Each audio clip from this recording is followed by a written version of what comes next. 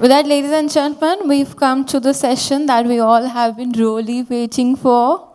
I mean, this session is actually on public demand because everybody is really looking forward to hear from our very own Shraddhalu ji. Shri Sraddhalu Ranade ji is here. So all the people who are still waiting outside, this announcement is for all of you. So please come inside because we are about to begin the last session of this Shakti Health Conclave.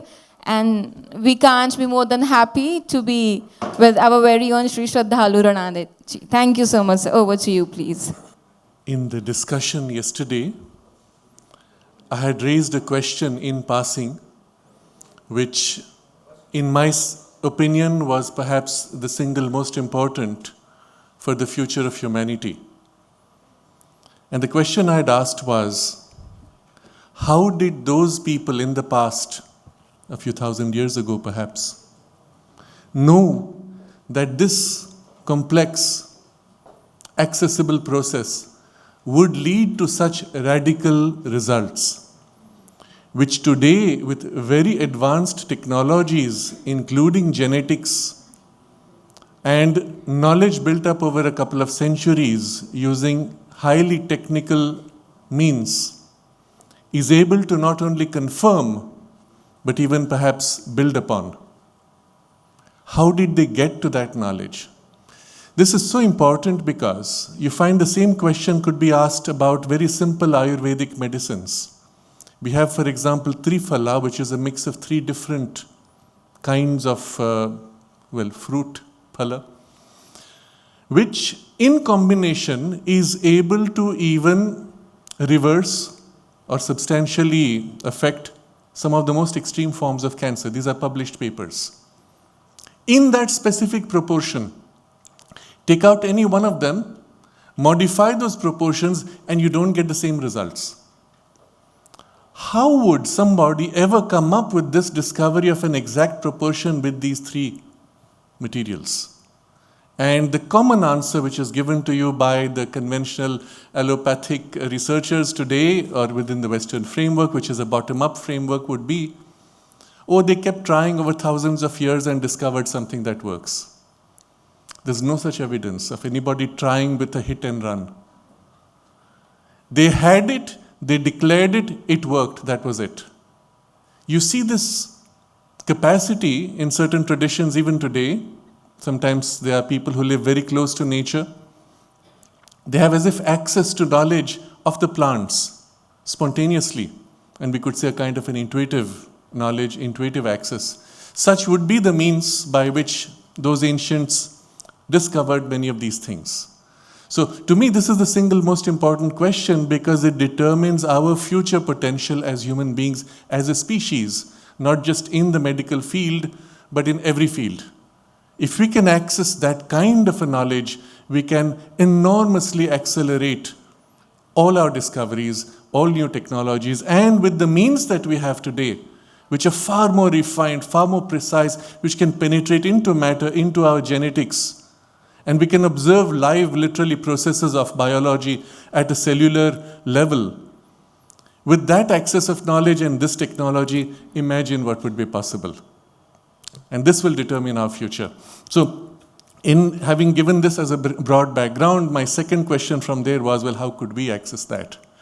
And so, rather than answering this question directly, I'm going to share a framework, which is the yoga framework, of what we are constituted of and our relationship with the world, and particularly from the perspective of health and healing, which has been the broad sense of this conference.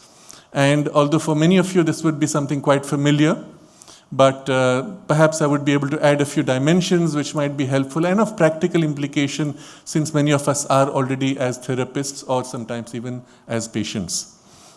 You see, one of the great discoveries of modern physics is that all matter is essentially energy.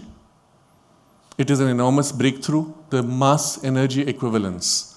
But then the question comes from there inevitably, if every single particle of matter is essentially the same one energy, what makes that energy become an electron or a proton or a neutron and stay electron or proton or neutron? What is that mechanism? And science does not even bother to question that. But when you question that, you discover that all matter is energy, but behind energy is one more reality, which is what the yoga tradition tells you, is consciousness. Consciousness shapes energy. Consciousness drives energy. Consciousness holds energy in a mold of an intention, of a thought form, which then becomes matter. So if all matter is energy, all energy is driven and guided by an underlying innate consciousness. If we come to this conclusion, and this is easy to validate, and much of quantum physics actually is a struggle to discover how consciousness interacts with this energy. But without a proper framework of understanding, they're a bit lost. But with this framework, of course, there are implications, and one of the implications being we ourselves being essentially also in mind and awareness, consciousness. Are we able to tap into that underlying consciousness of matter and shape it from inside out?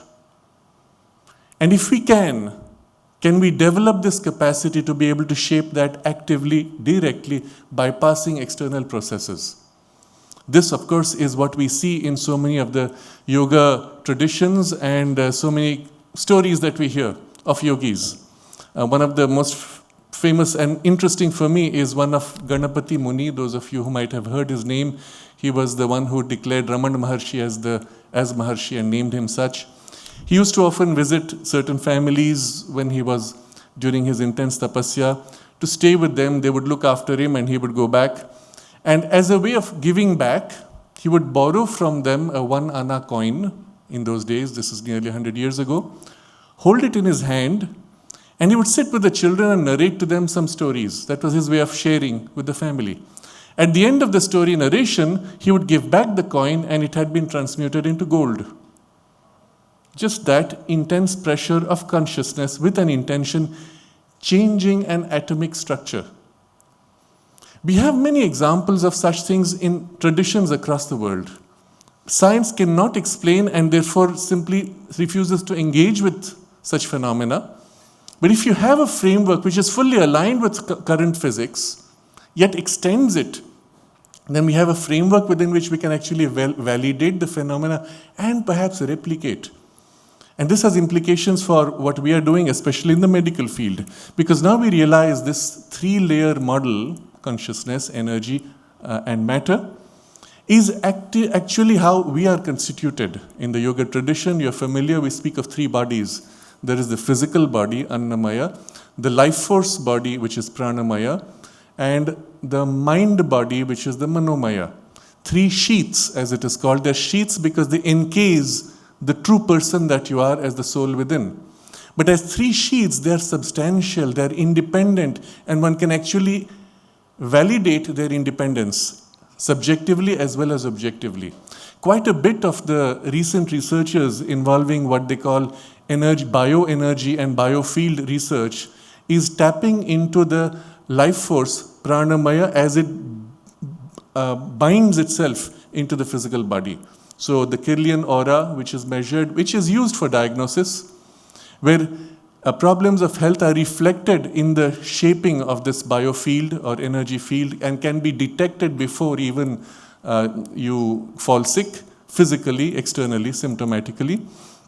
We find there also an extraordinary example. You take a fresh leaf and cut a part of it and take the Kirlian photograph. You get the complete bioenergy field of the leaf, including the part that has been cut off, showing you that there is a layer which is energetic, which interacts with electricity and high voltage, and yet which is independent of the physical part that has been cut off.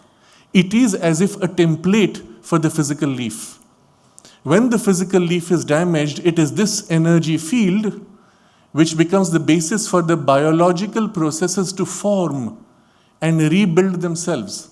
If you take the human body, let's say you have a little cut in your hand, and if you look at a cellular level, the cells being separated and having died on both sides, when the rebuilding starts, how does the body cell on one side know which direction to grow, and how does the cell on the other side know which direction to grow until they rejoin?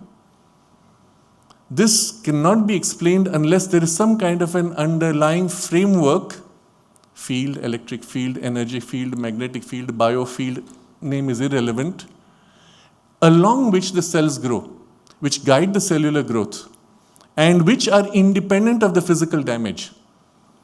And this is the nature of this second body that we have, and especially a grade of it which is infused in the physical part, which you can actually feel when you bring your hands together quite close and you move slightly back and forth, you feel a sensation of a contact.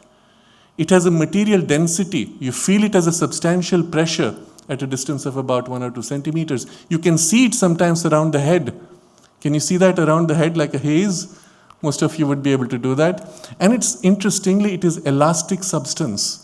You can, for example, grab it like this, and if you watch the space between the hand and the head, you will see like a rubber band stretching out. Can you see that? Anybody see it? You see that? Okay. You saw? Who saw that? Yes, you saw that? Okay. You can sense, it's as if the air is brighter in this space in between. Try it yourself. And you need, especially if the background is a bit blank, clear, it's easier to see. But the point is, it has a materiality. It can then be shaped, it can be modified, it can be directed. It also becomes the basis of so many psychic phenomena where you move an object. When they say they moved an object with the mind, no, it's not with the mind. It's actually with the substance which is projected out from your fingers or your hand or wherever, and of sufficient material density that it can actually move objects. And the training for this is actually simple. With a little bit of effort, within a day or two, you can easily move some very simple objects.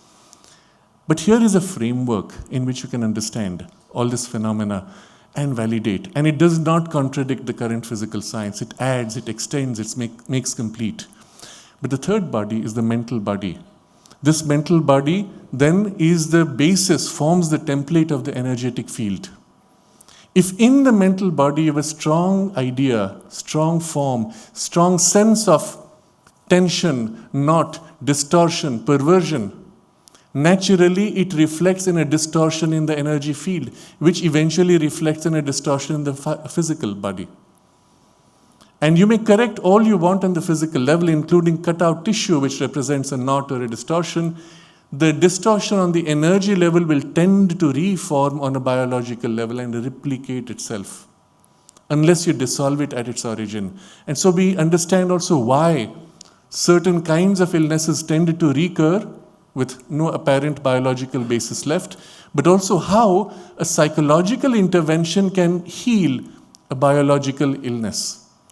And then we can change our strategy of intervention to tap into all three layers, recognizing that there is an interconnection between them, an interdependence and an influence. We can address all three layers at the same time to have the most dramatic and perhaps lasting cure. So for many of you, this would be something quite common, but it needs to be articulated in a way that we can also put into practice consciously.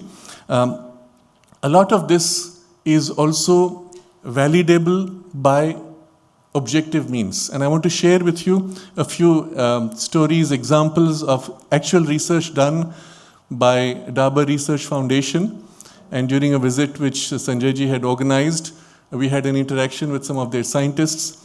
And a group of healers from the United States had approached them and wanted them to validate their healing protocols. So the system was set up. They were given certain samples to be studied in vitro, in vivo, and the papers have been published, I understand, subsequently. But one of the quite remarkable examples that they were giving was, in one case, the healer was in the United States and for some reason could not come. So he said, don't worry, I will transfer the healing through Skype call on your laptop. So these scientists were obviously disconcerted. But the sample which had to be healed was placed in front of a laptop, and on the screen was this person's image on a video call. He's seeing the sample. Sample is exposed to a laptop. What's the link between this laptop and the person over there? There's no physical link. There's not even an electromagnetic link which is direct. It's data which is being converted, multiplexed, bounced across satellites. The link is of data, which is something so abstract. And there is a transmission of an energy infused into this sample. And then there's a double-blind test. These samples were then applied upon different samples of cells, and then the results seen. One of the examples that the lady gave, one of the scientists there gave us, she said it was her job to observe through the microscope the growth of cells. And with these two samples, one which had been infused with energy, the other which had not. And to them it was obvious. They would infuse the sample, look through the microscope, and in this case she said it was brain cells, nerve cells. And as she is watching, within 2 minutes of being exposed to the healing energy, the connections between the neurons began to grow, new connections, within 2 minutes. And I want to highlight this for a very important reason. Your nerve cells, of course, being also the physical representatives of conscious intention and mind consciousness, are often the most plastic, the most responsive to intention. But in this case, energy directed from across the world on that substance. Initially, the energy is contained in a liquid. The liquid is transferred on the sample here. But at the moment it's transferred, the result begins on such a dramatic scale. New connections begin to form within 2 minutes. Now, my practical implication for this is your body's nerve cells. Think about what that means. Your body's nerve cells are constantly being bathed by your thoughts, your emotions, your energies. What are they doing to your body's nerve cells? Do you need somebody across the world to send a beam of energy? Can you not yourself redirect your own consciousness, your own energy, your own intention upon your own cells? Or, to put it another way, isn't your current illness the result of your thoughts and emotions and their influences on your biology? And if you choose to change this state of consciousness, within 2 minutes, the nerve cells can begin to change. Or given enough time, a few days or a few weeks, all cells can begin to change. And these are extraordinary implications, but backed by an evidence, backed by a framework of knowledge which can be validated. But the implications are so powerful. What we believe ourselves to be, the way we think, the way we feel is in fact the most powerful influence on our body's working. It changes the template which modifies the working of the cells from intention through energy into form of matter. There are many other implications, but I think this is where I want to pause. I want to share one more example which comes from another project of a very different kind, because all this we're discussing still at a very individual level. There's a project which is going on in the United States in Princeton University, which is called the Global Consciousness Project. The website is noosphere, noosphere.princeton.edu. This project has about, the last I had seen, some 65 computers scattered all over the world, at least 2 of them being in India. And in each of these computers, there's a little card plugged in with a small circuit, a computer chip, which is measuring the vibration of a single atom and converting the vibration into pulses. Effectively, for all practical purposes, it's a random vibration, and you get random pulses. These pulses are measured, recorded, and collated in a central computer at Princeton, on which data coming from 64 streams, 65 streams across the world, they do a statistical analysis to measure the overall degree of cohesiveness of the randomness or the spread of randomness across these pulses. So effectively, you get a graph. The graph rises when all the streams become more cohesive. The measure, mathematical count, rises. When they all become more random, the graph falls. So here's one single graph, mathematically calculated, drawn from random vibrations of atoms scattered around the world. What we see obviously in the graph is, it is mostly random. It rises and falls seemingly randomly. Except Every now and then, it seems to rise and stay up for a long time and then come down again. Now, in the protocol which is followed, they go it the reverse way. They look at an event and then look for the graph changing to match the event. So every time that there is some event in which a large number of human minds are aligned to a common interest, the graph rises. For example, World Cup football, 1 billion people watching a live broadcast of the football. At the moment when somebody is going and about to kick the goal, there's high tension in a billion minds, the graph tends to go up. And in the next moment, the ball is shot, hit or missed, the graph falls because the tension is gone. There was an event about 20 years ago when in the Bay of Bengal, there was this sea quake and a tsunami, and about 150,000 people died. The suffering of the 150,000 people dying did not register on the graph. But within an hour or two, when the information hit the television screens of millions of people watching the damage, watching the suffering, that's when the graph began to go up. Interesting. And then it tended to stay up during the time when this messaging was strong. So there are many other examples of this kind, wherever a large number of minds are gathered in a single thing. So when there are certain groups which do meditation on specific dates, a full moon day, etc., you find again the graph going. And often these have local effects, not always global. Perhaps the suffering was brief. The question is, why didn't it register the suffering of the people who died? Perhaps it was brief, or perhaps from the point they died, the influence on the material atoms would have been much less. If they were in the body suffering in large numbers, perhaps that would have been registered, because it was a sudden death for most of them.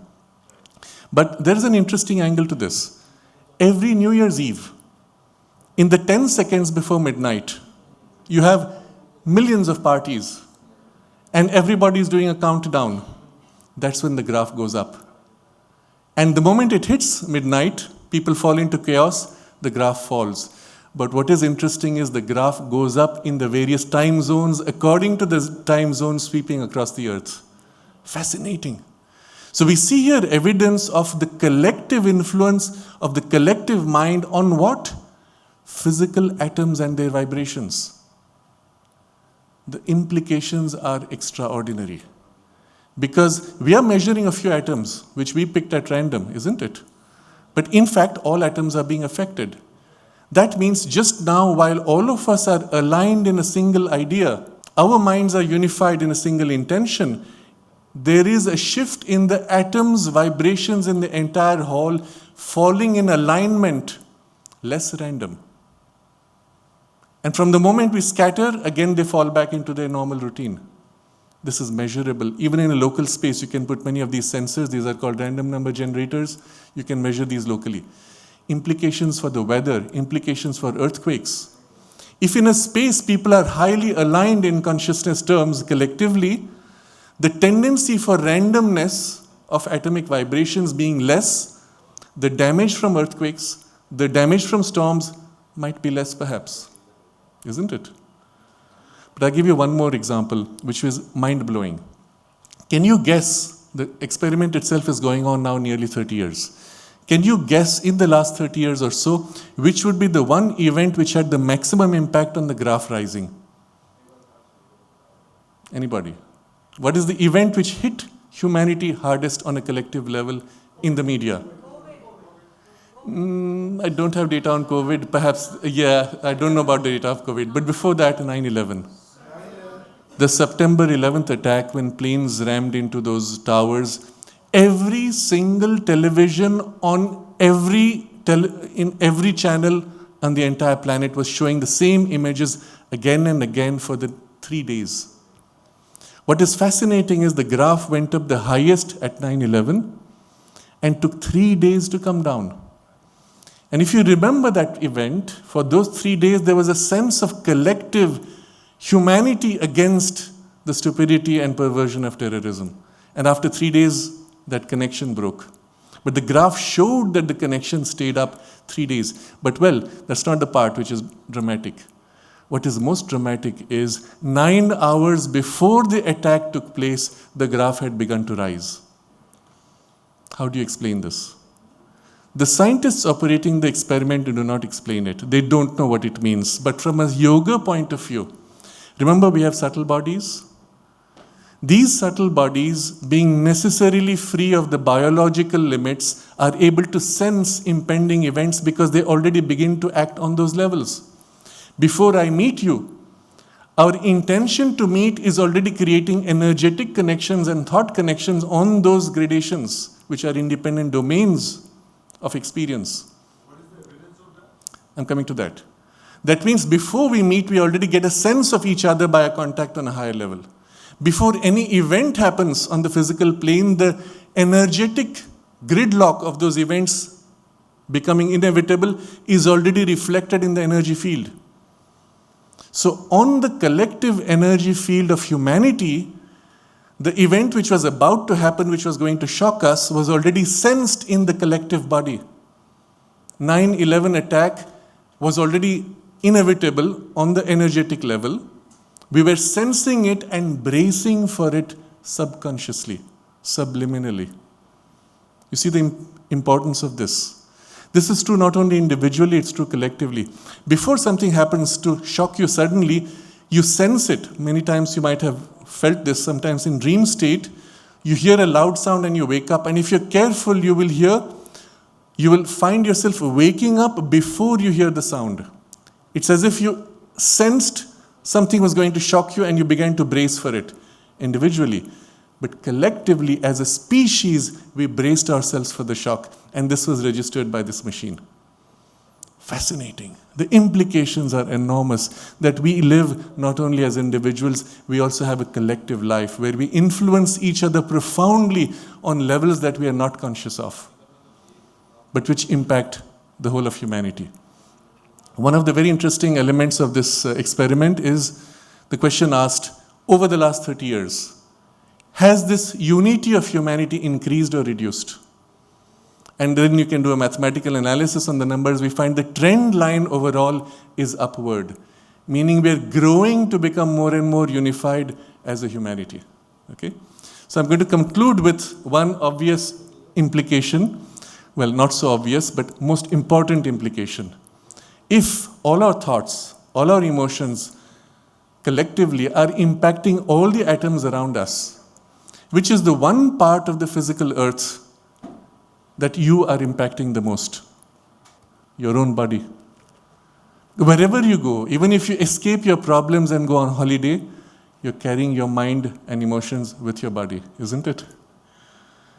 At every moment, the state of your mind and emotions and its internal harmony or disharmony is impacting the vibrations of your physical atoms of the biology, naturally the working of the cells. Although this experiment doesn't touch the cells, but you can see the implication. And therefore, we form our physical, biological reality, harmony or disharmony. We are the creators in most cases. Of course, there are other interactions, but in most cases, we are the creators in the way we react to our circumstances, forming our own, so to say, destiny at a physical level. By changing our consciousness, there is a ripple effect all the way to the material level of our biology, but when collectively done, there's a ripple effect on physical circumstances.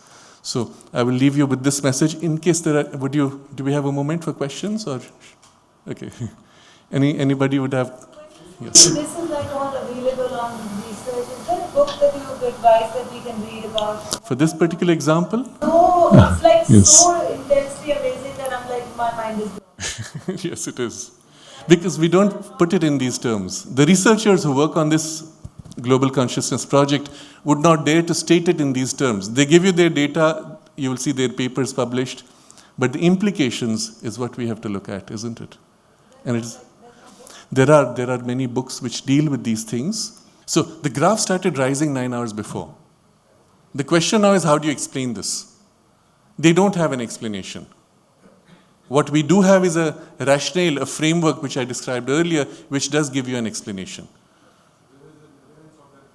Absolutely. The graph itself is published. The data is available. You can download it and do your own mathematical analysis. The whole project is completely open source. you can verify, validate everything. They've published their own papers showing the graph. It's one of the most dramatic of their experimental results. Incidentally, yes, I do know of people who have trained themselves to be able to move objects. But it's not by mind, it's by directing the substance of your physical body. And once you get the hang of that, it's easy to do.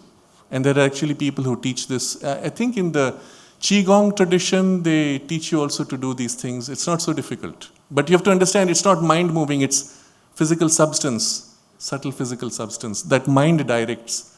Mind is your creator. It's your most powerful tool to reshape your body even. So the graph can also show the consciousness of those terrorists who were planning it probably 9 hours prior.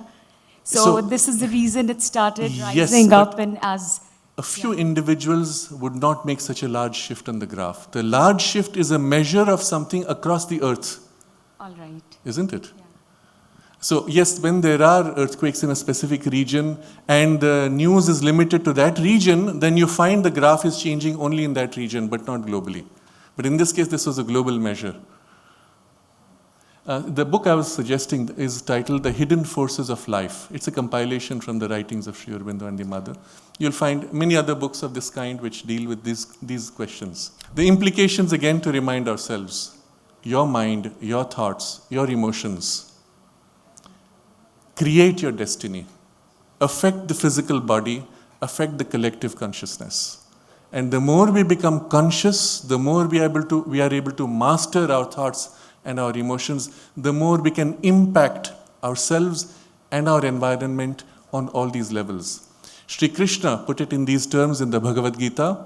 He says, in order to become master of your circumstances, you become master of yourself. And the more you become master of yourself, the more you can impact your circumstances as a master of circumstance. Namaste.